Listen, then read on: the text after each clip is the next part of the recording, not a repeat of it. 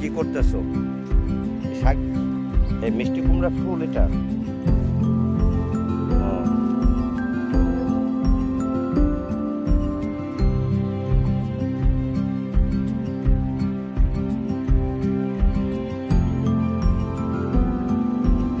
দেখি তো ফুলটা ধরো।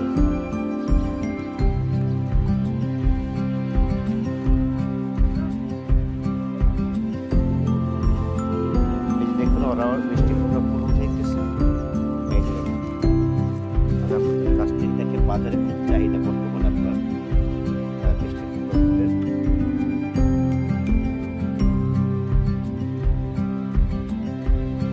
সামনে আগাই,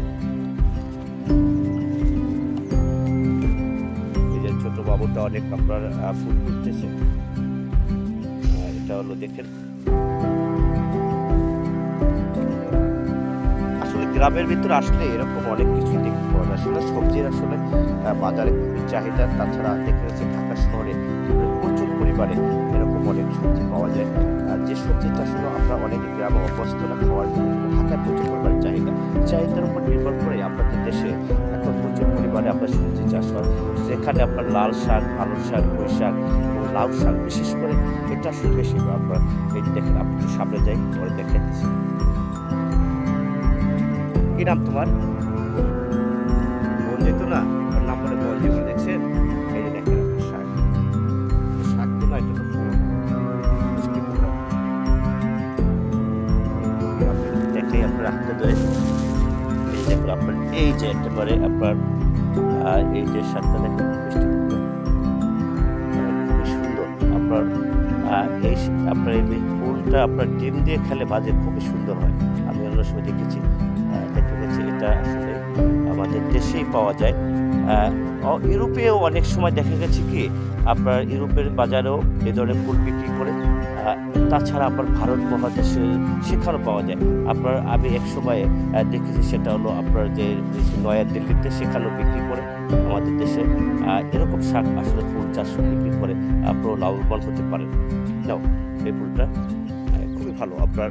সব জায়গায় আপনাদেরকে দেখাই দিচ্ছি। এই যে দেখেন আপনার এই মাঠের ভিতরে আপনার এখানে অনেক এই যে আপনার যেটা হলো এই যে শাক, সেটা আসলে ডাঁটা শাক বলা গেলে।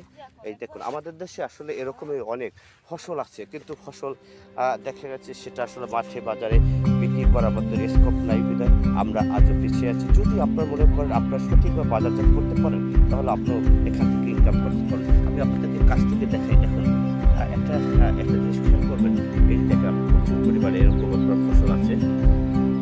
সেটা আসলে এই যে আমি এই যে অনেক দূর থেকে এসেছি, যে দেখেন এই নদীর পাড়ের শেষ থেকে এখান থেকে আপনার আরো পানি থাকার কারণে এখানে প্রচুর পরিমাণে ফসল হয়।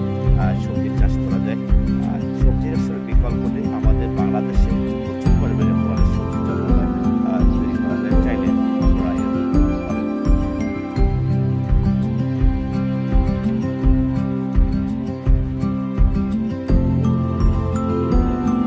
সবুজ মাঠে ভরানো, আর এই ক্ষেত আপনার আসলে অনেক সময় পরিশ্রম করে।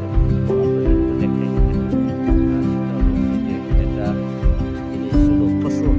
আপনার সেখান থেকে শীতে আসলে কিছুই, অনেক কিছুই আছে দেখা গেছে, সেটা আসলে আমরা করি। দেখুন আপনার প্রচুর পরিমাণে আপনার ফসল